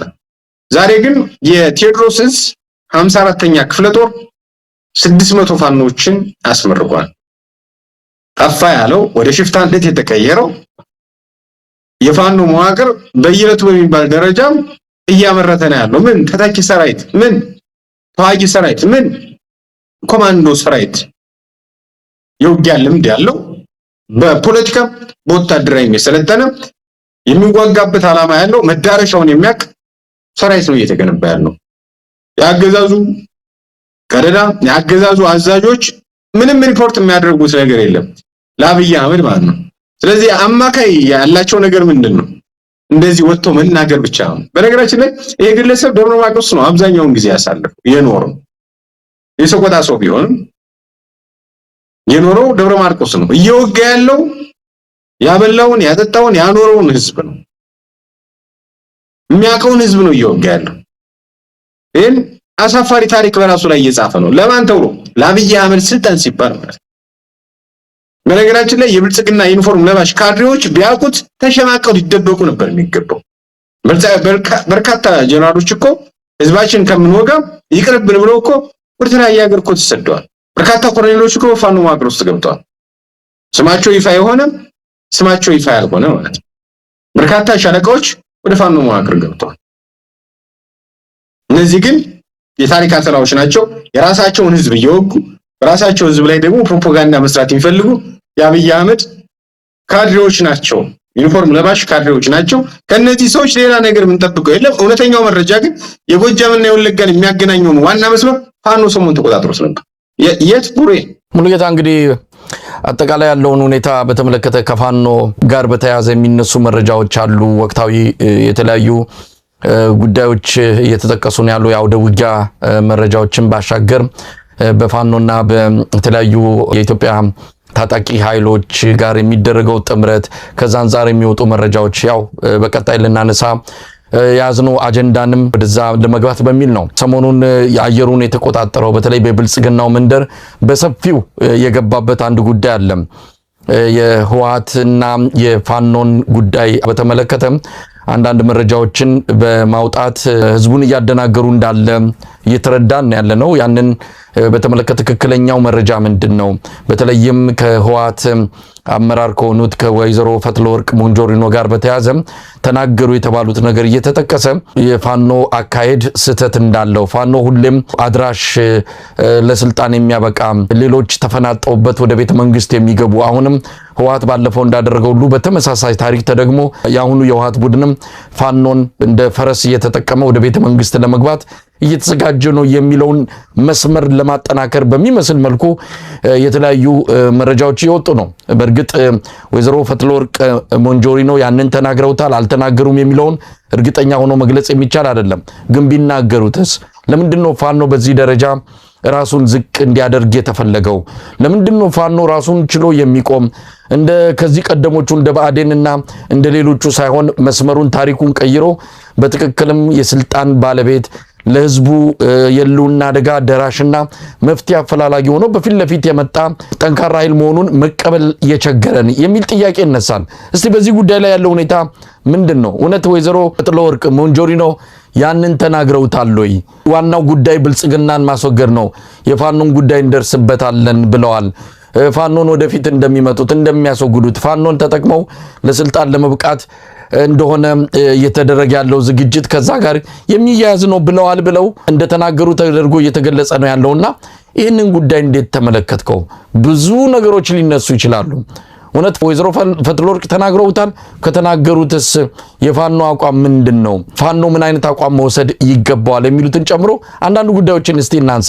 አደባባይ ወጥቷል ወደ መድረኩ ይሄ ጉዳይ በሰፊው መነጋገሪያ አጀንዳ ሆኖ የዘለቀበት ሁኔታ ነው እያስተዋልን ያለነውና ከዚህ አንፃር ምን ማለት ይቻላል? ሙሉጌታ አመሰግናለሁ። መሳይ ጥሩ ጥያቄ ነው ያነሳልኝ። ከሰሞኑ በሰፊው በርካቶች እየተነጋገሩበት ያለ ጉዳይ ነው። በነገራችን ላይ ዜናውን ኩክ ያደረገውን የመጀመሪያ ይቻላል በደቂቃዎች ልዩነት ነው። አንድ አፍታ የሚባል ሚዲያ ነው አሁን ላይ በነፃ ፕሬስ ስም በነፃ ሚዲያ ስም ለአገዛዙ አድሮ የአገዛዙን ፕሮፓጋንዳዎች ሙሉ ለሙሉ ከጠቅላይ ሚኒስትር ጽሕፈት ቤት የሚላክለትን ዜናዎች እያነሳ የሚለጥፍ ነው። ከዚህ በፊት ሌሎች ተቋሞችን ይጠቀሙ ነበረ፣ ግለሰቦችን ይጠቀሙ ነበረ። አሁን ላይ ግን በተለይ ዩቲዩበሮች በርካታ ፎሎወር ያላቸውን በርካታ ተከታይ ያላቸውን የፌስቡክ ገጽም የዩቲዩብ ገጽም መሰል ግለሰቦችንም ጭምር ይጠቀማሉ። አሁን አገዛዙ መደበኛ ሚዲያዎች የሚባሉት እነ ኤቢሲ እነ ፋና ቀደም ስትናገር ነበረ የሆነ ነገር ተፈጥሮ እንትን ሲባል ወደ 1000 የሚጠጋ ወደ 2000 የሚጠጋ ትችት ነው የሚያስተናግዱት። ስለዚህ እኛ በዚህ ብንነቀው ተቀባይነት እያገኘን አይደለም። ስለዚህ የትኞቹን አማራጮች ብንጠቀም ይሻላል ብለው እቅድ አወጣው። እንግዲህ ሰውን ለማሳሳት አስደኛ መረጃ መልኩ ብናነሳው አጀንዳውን ጥሩ ነው እንዳልከው። አንድ አፍታ የተሰኘው ሚዲያ በአሁኑ ሰዓት የብልጽግና የማደናገሪያ መረጃዎች ዋና መድረክ ሆኗል። ያንን ዜናዎች እያወጣ ብዙዎችን እያደናገረ ብዙዎችን እያሳሳተ እንደሆነ ተረድተናል። ምናልባት ሌሎች ሚዲያዎችም አሉ። አብይ አህመድ ቀደም ሲል እንዳልከው ሌላ አቅጣጫ እየተከተለ ነው። በነ ኢቲቪና በነ ፋና ሳይሆን በሌሎች መንገዶች መምጣት አለብን።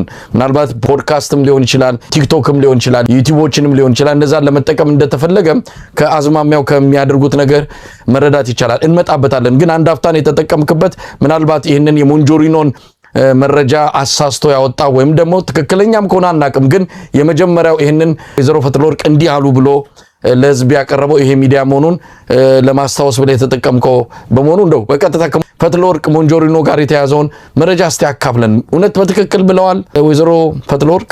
እንግዲህ እኔ አሁን አላረጋገጥኩም። የእውነት መረጃዎችን ለማጥራት ከፍተኛ ጥረት አድርጌያለሁ። በትግርኛም ተናግረው ከሆነ ሚዲያዎቹን ሞኒተር ለማድረግ ሙከራ አድርጌያለሁ። ያንን መረጃ አላገኘሁት። ለአድማጭ ተመልካቾቻችን በግልጽ ማሳወቅ የምፈልገው ያንን መረጃ አላገኘሁትም። እኔ በግሌ አላየሁትም። ሌላ ውስጥ ውይይት ላይ ተናገረው በቪዲዮ ወጣ ላይ ተናገረው የምናውቀው ነገር የለም። ነገር ግን ከንግግሩ ባሻገር ያሉትን እውነቶች ማየት ያስፈልጋል። ምንድነው እየተባለ ያለው?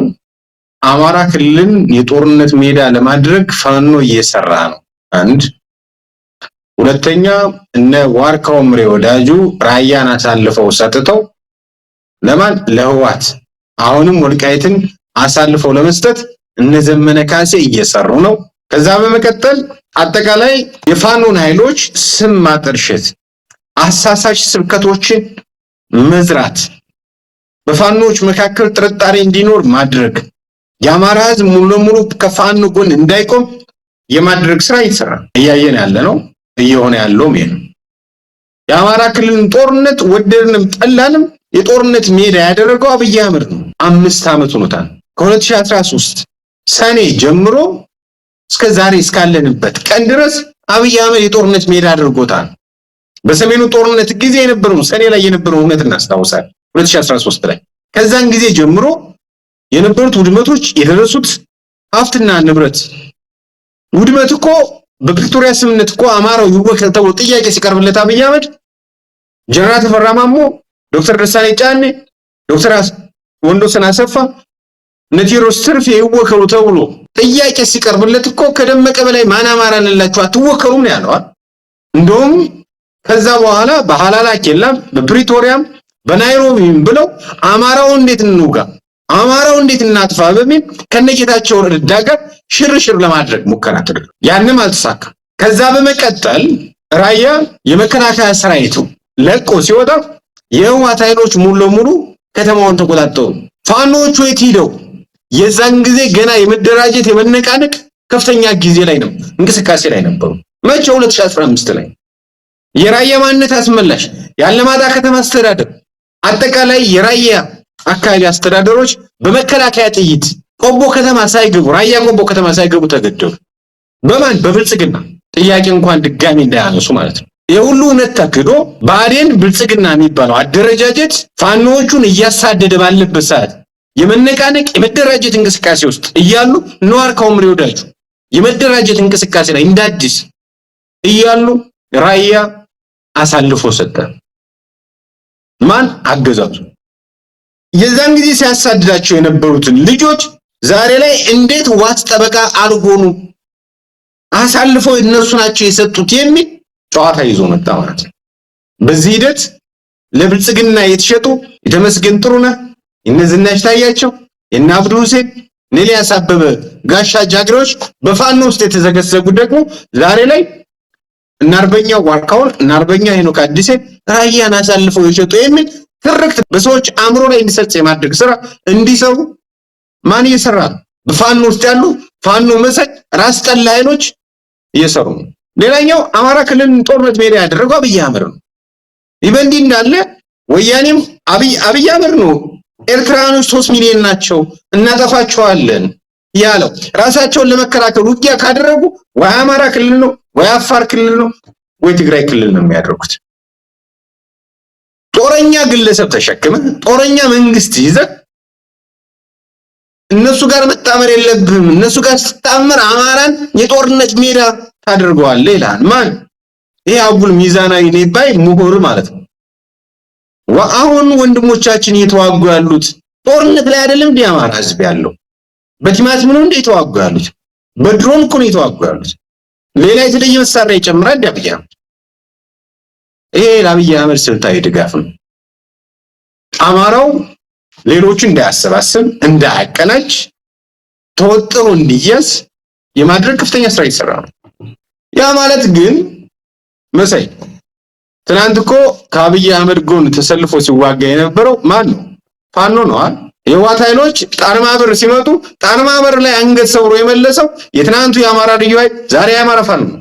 ነገም በአማራው ላይ ቁማር እሰራለሁ የሚል የህወሓትም ኃይል ቢሆን ሌላም ኃይል ቢሆን የትናንቱ የአማራ ልዩ ኃይል የዛሬው የአማራ ፋኖ ይሄን የማስጠበቅ ታሪካዊ ኃላፊነት አለበት። ልክ እንደ 1983 ኢህዴን እንደገባሩ ኃይል እንደ ብአዴን የአማራውን ኃይል ማሰብ የሚችለውን ኃይል በትናንት አምሮ ልቀምብልህ በትናንት አብሮ ልሳልህ እንደ ትናንቱ አባቶች አንተም ያው ነካክ እያሰብከ ያለው አንተ ነህ እንጂ ሌላው አይደለም።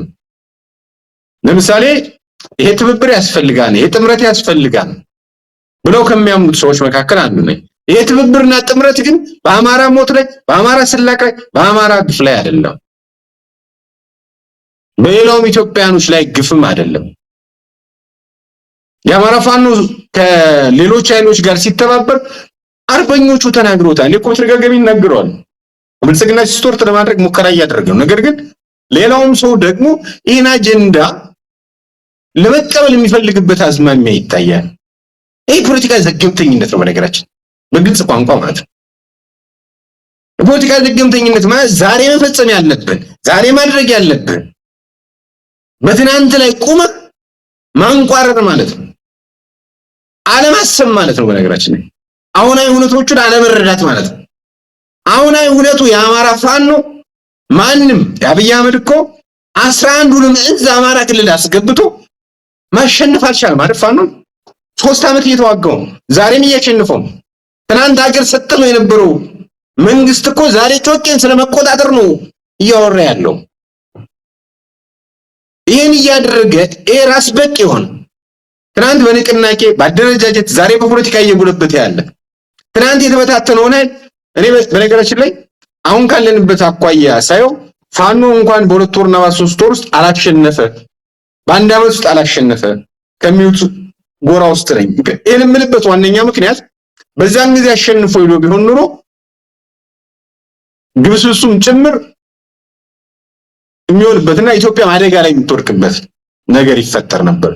ኃይል ሳይደራጅ ጉልበት ሳይፈረጥም ፓወር ባላንስ ሳይኖር ማለት ነው። እየሆነ ያለው ግን ከዚህ አኳያ ነው። ለምንድን ነው እነዚህ ኃይሎች እውነታው መሬት ላይ ጠፍቷቸው ነው ወይ? በተለይ የአማራ ክልል ባለፉት 8 ዓመታት በተለይም ደግሞ ከ2013 ከህወሓት ጋር ከተደረገው ጦርነት መለስ የተፈጠረውን ነገር መሬት ላይ ያለውን ነገር ማንበብ አቅቷቸው ነው በዚህ ደረጃ እንዲህ አይነት አቋም ይዘው በአሁን ሰዓት የአማራ ህዝብ የሉና ትግሉን ከጫፍ የሚያደርስበት የመጨረሻው ምዕራፍ ላይ በተጠጋበት በዚህ ወቅት ላይ ህዝብን የሚከፋፍል ለአገዛዙ ጉልበት የሚሰጥ ለተለያዩ ጸረ ኢትዮጵያ አካላት ለጸረ ኢትዮጵያ ለሆኑ ኃይሎች የልብ የሚሰጥ እንዲህ አይነት አቋም ይዘው ከህወሓት ጋር ከምንጣመር ከብልጽግና ጋር ሆነን ሀገር ለማትረፍ እንሞክራለን የሚል አቋም ላይ ደረሱት። እውነት እነዚህ ሰዎች ቀድሞውኑ የፋኖን ትግል ይደግፉ ነበር ወይስ ምስለ ፋኖ የሆኑ ጸጉረ ልውጥ የሆኑ የተለያየ ነጭ ለባሽ ሆነው በፋኖ ትግል ውስጥ የተሰገሰጉ ሰዎች ሆነው ነው?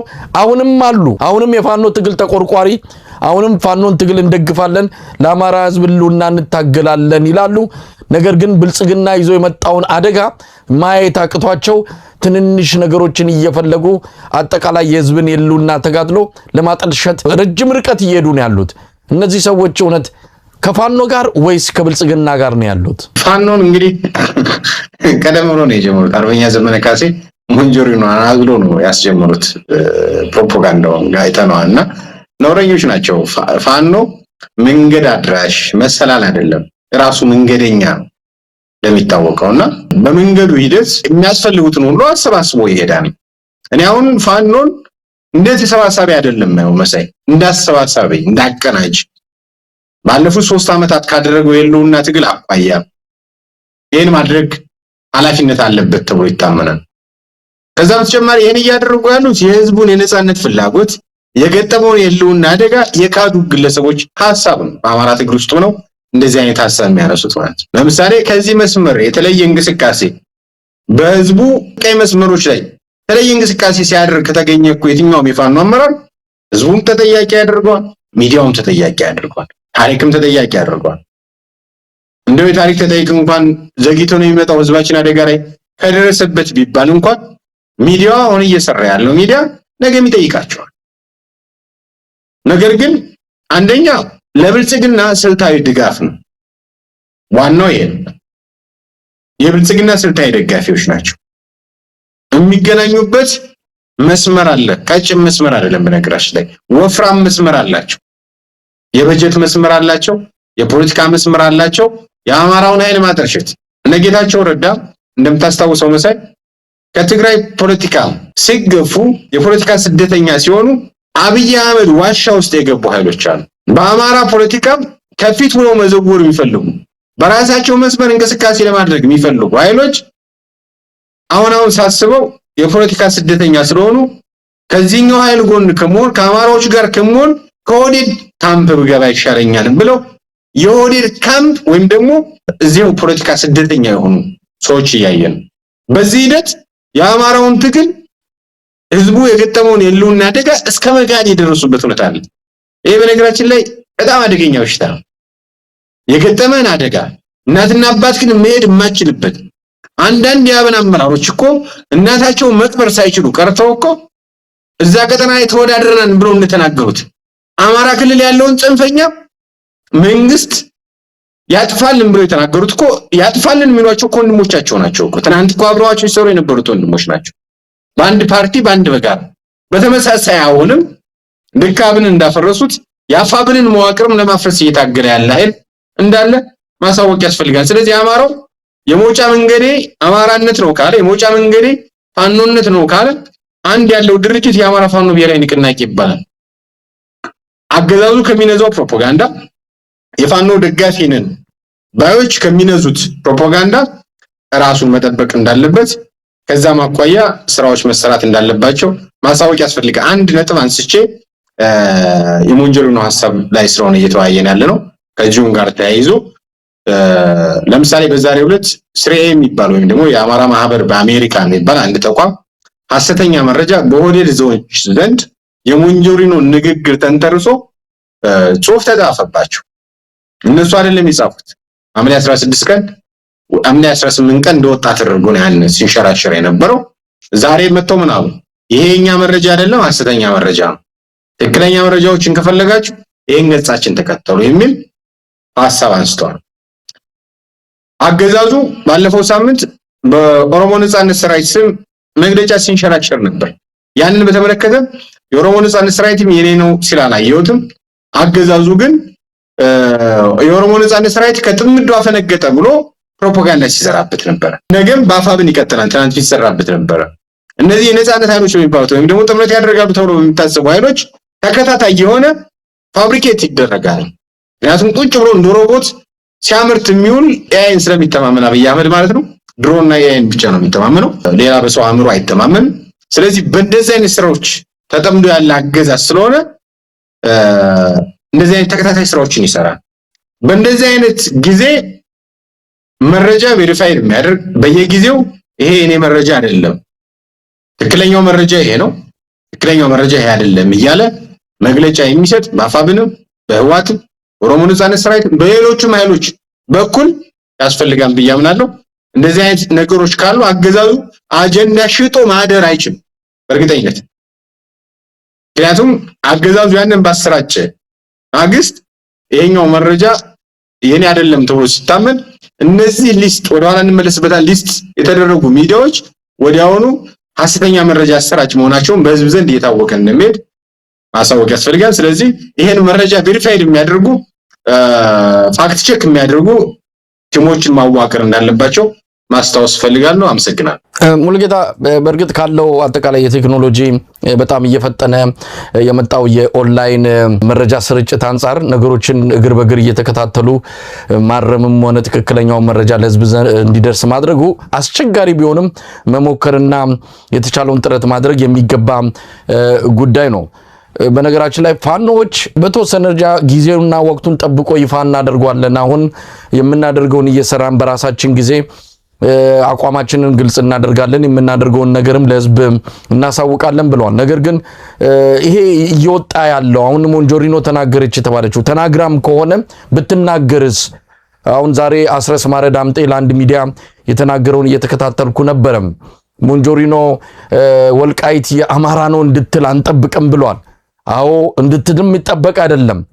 የሷ የፖለቲካ መሰረት አለ፣ የሷ ማህበራዊ መሰረት የምትለው የትግራይ ህዝብ አለ። ከዛ አንፃር የሚከተሉት መስመር አለ። ልክ ናቸው አይደለም ሌላ ጉዳይ ነው።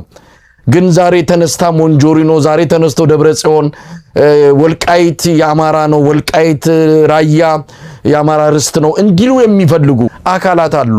ዛሬ ሞንጆሪኖ ይህን ተናገረች ብለው መረጃውን እዚያም እያሰራጩና አንጠልጥለው የተዘዋወሩ ያሉ ግለሰቦችንና ሚዲያዎችን ስንመለከት በእርግጥ ከጀርባቸው ማን ያለው?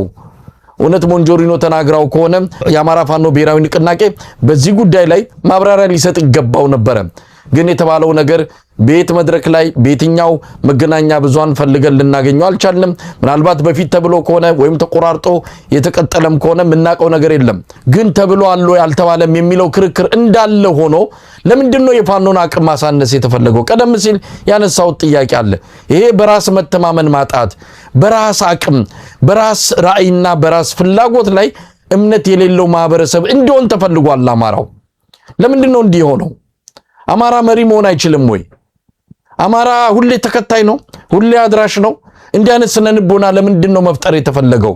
ባለፈው አንተ እንዳልከው ሁሉም ሰው አገኘው ተሻገር፣ ሁሉም ሰው እናረጋ ከበደና ተመስገን ጥሩነህ የሚመስለው የአማራው ማህበረሰብ ቢያንስ በስነልቦና ደረጃ ለምንድነው ከፍ ብሎ መታየት ያልፈለገው?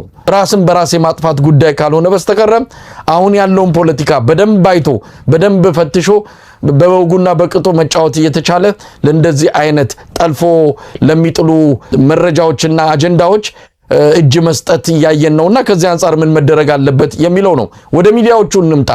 ሚዲያዎቹ ቀደም ሲል አንተም እንደተጠቀስከው ቆርጦ ቀጥል የሆኑ ቪዲዮዎችን የተለያዩ መረጃዎች አንድ ወጥ የሆኑትን ከተለያዩ ቦታዎች እየወሰዱ ለሚፈልጉት ዓላማ እያዘጋጁ እያሰራጩ ህዝብን እያደናገሩ ነው ያሉት። ይሄ በእኛም በየጊዜው የሚደረግ ስለሆነ ነው።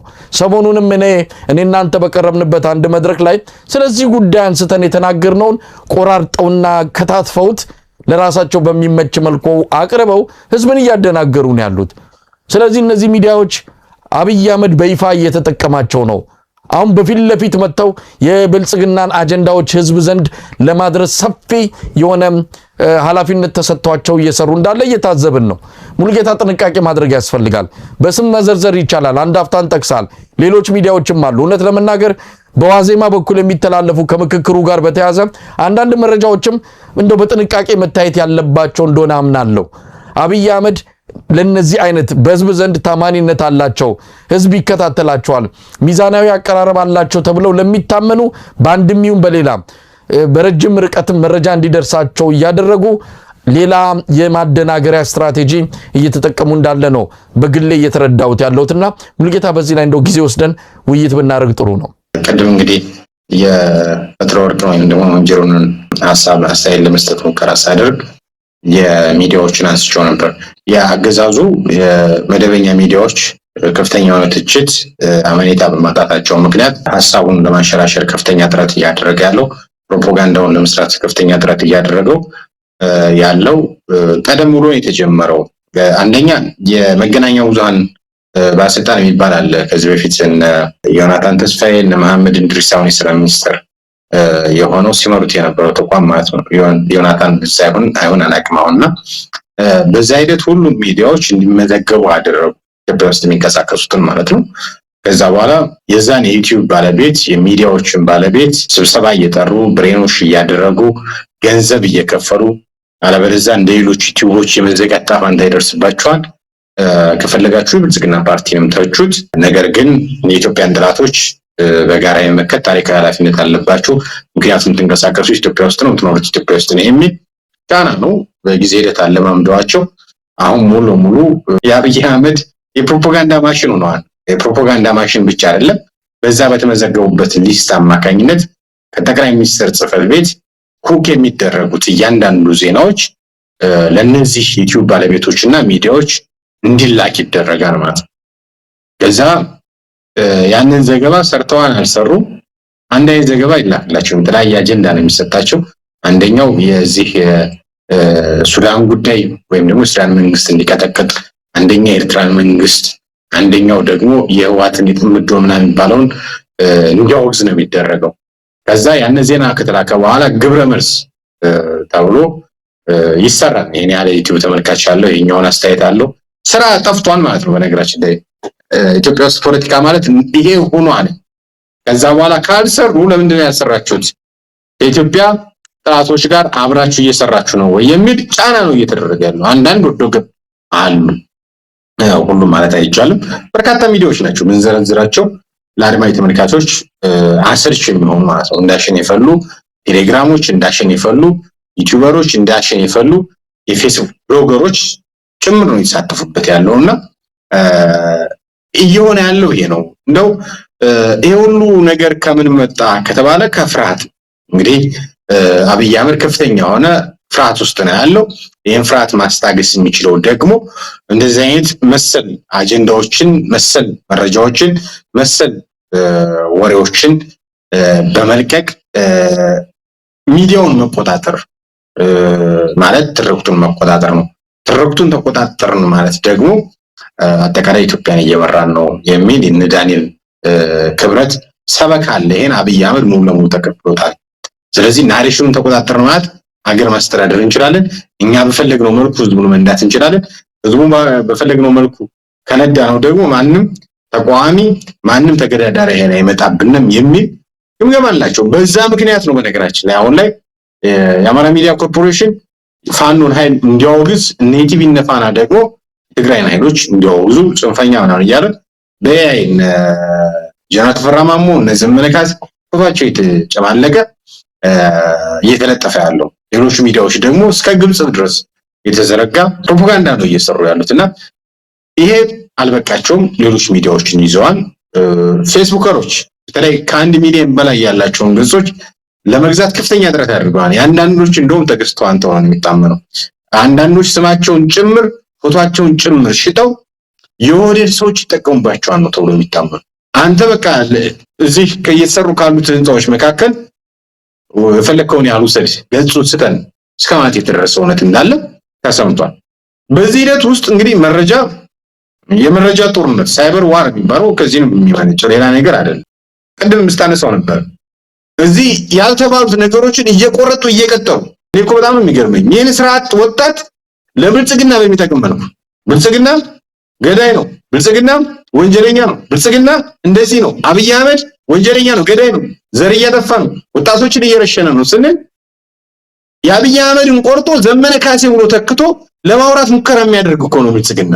እኛ መቃወም ከፈለግን እነዚህን አርበኞች እኮ ማንም አይከለክለን። ጀግናው መሳይ መኮንን እውነቱን አፈረጠው ምናምን ብለው በዚህ በቲክቶክ እና በምን የአርበኞቹን ፎቶ ከታች ላይ አጨማልቀው ለማድረግ ሙከራ ይደረጋል። እነሱ አንድኛቸውን ጅለዋል። እነማን? ብልጽግናዎች። ሌላው ህዝብ ግን ሞኝ አይደለም። መሳይን እንደማይናገር ይታወቃል። ሙልጌታን እንደማይናገር ይታወቃል። የህዝብ ድምጾች ይህን መናገር የሚችሉበት ጊዜ ደግሞ እንደሚመጣ ይታወቃል። ካስፈለገ ስህተት ነው ብሎ ያመኑለት ነገር ግን ያልተባለ ነገር እየቆረጡ እየቀጠሉ ህዝብን ለማደናገር ከፍተኛ ነገር ነው እየተደረጋል። ስለዚህ ህዝባችን የትኞቹ የሚዲያ አማራጮች ትክክለኛ ናቸው የሚለውን በአግባቡ ማየት ያስፈልጋል። በመቀጠል እነዚያን ሚዲያዎች ሰብስክራይብ አድርጉ አንሰብስክራይብ አታድርጉ እኛ ምንለው ምንም የለም። ምክንያቱም እጁ ላይ ነው ያለው ሰብስክራይብ ፎሎም አንፎሎም ማድረግ ያንን አንል። ነገር ግን ትክክለኛ መረጃ የሚያሰራጩት ሚዲያዎች እነማን ናቸው? ሊስት አድርጉ ያስ በባህሪው የዚህ የቲክቶክ የዩቲዩብ የፌስቡክ አጠቃላይ የሜታ ድርጅቶች አልጎሪዝሙ ኔጌቲቭ መረጃ የምታዳምጥ ከሆነ ሁልጊዜ ኔጌቲቭ መረጃ ነው የሚመጣው።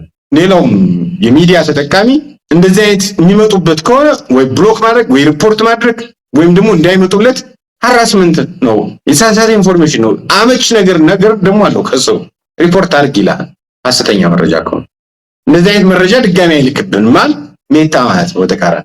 ስለዚህ ራሳችንን መጠበቅ ያለብን ራሳችንን ከማን ብልጽግና በእያንዳንዳችን ጓዳ እየመጣ ነው መሰለኝ። ሰው መሬት ላይ እዛው አማራ ክልል ስለሆንክ እዛው ደቡብ ክልል ስለሆንክ ሰው ትግራይ ክልል ስለሆንክ እንዳይመስል። ጦርነት ብዙ አይነት የመረጃ ጦርነት በኢትዮጵያ ህዝብ ላይ በአማርኛ በሚያነበው ህዝብ ላይ እንዳለ ከፍቷል። እያንዳንዳችን ጓዳ ውስጥ ጦርነት ከፍቷል። አብይ መሬት ላይ ውጊያ ከፍቷል፣ የሳይበር ጦርነት ከፍቷል። ስለዚህ የሳይበር ጦርነቱን ደግሞ አንድ በመመከት ሁለት ባለማንበብ ሪፖርት በማድረግ መከላከል እንዳለብን ማስታወስ ፈልጋለሁ። ይሄን ነው ማስፈልገው። አመሰግናለሁ። ሙሉጌታ እንግዲህ ብዙ ነገር ነው ያነሳው። በእውነት እነዚህ የተባሉ ሚዲያዎችን አብይ አህመድ እንዳማራጭ እየተጠቀማቸው ያለው በነፃ ሚዲያ ስም ተሰማርተው ለህዝቡ ሚዛናዊ መረጃ ያቀርባሉ። ህዝቡም አይ እነዚህ ገለልተኛ ናቸው፣ በአገዛዙ እጅ ላይ አልወደቁም ብሎ ለመከታተል የወሰናቸው ሚዲያዎች በአሁኑ ሰዓት ከፍተኛ የሆነ የፕሮፓጋንዳ ሰለባ ሆነው የአብይ አህመድን ሐሰተኛና ማደናገሪያ መረጃዎችን እያሰራጩ ይገኛሉ። በስም ዝርዝር ጠቅሰን እነማን ናቸው የትኞቹ ናቸው ብለን ወደፊት የምንመጣበት ይሆናል። ግን ይህንን ነገር ህብረተሰቡ ነክቶ መከታተል የሚገባው ጉዳይ ነው። አብይ አህመድ ቀደም ሲል አንተም እንዳልከው መደበኛ ሚዲያዎችን ትቷል። መደበኛ ሚዲያዎችን እየሰማ አይደለም። ምን ያህል ህብረተሰቡ ከአገዛዙ የፕሮፓጋንዳ ማሽኖች ሆድና ጀርባ እንደሆነ ያየንበት ነው። ስለዚህ እየተጠቀማቸው ያሉ ሚዲያዎች አሉ። እነዚህ ሚዲያዎች በሚያቀርቧቸው በነበሩ አንዳንድ ዘገባዎች ታማኒነትን አግኝተው አሁን ግን ተጠልፈው የተወሰዱ እንደሆነ እያየን ነው። ስለዚህ እነዚህ ሚዲያዎች ጠቅሰን እነማን እንደሆኑ በየትኞቹ መረጃዎች ፓውል እንደሰሩ እየጠቀስን ወደፊት የምንመለስበት ይሆናል። ከምክክሩ ኮሚሽን አንፃር መረጃ እንደምናቀርብና አንዳንድ ሐሳብ እንደምንሰጥ ቀደም ሲል በመግቢያችን ጠቅሰን ነበር። ካለን ጊዜ አንፃር እሱን ርዕስ የምነካ እንደማይሆን ነው እየተረዳሁት ያለሁት። ሙሉጌታ ጨርሰናል። በዚሁ እንሰናበታለን። አመሰግናለሁ። ተመልካቾቻችን በዚሁ የዛሬውን ዝግጅት እናበቃለን። ለሚቀጥለው ቀጠሮ በመያዝ እንሰናበታለን። አብራችሁን ስለነበራችሁ ምስጋናችን ከልብ ነው። ኢትዮጵያ በክብር ለዘላለም ትኑር። ጤና ይስጥልን።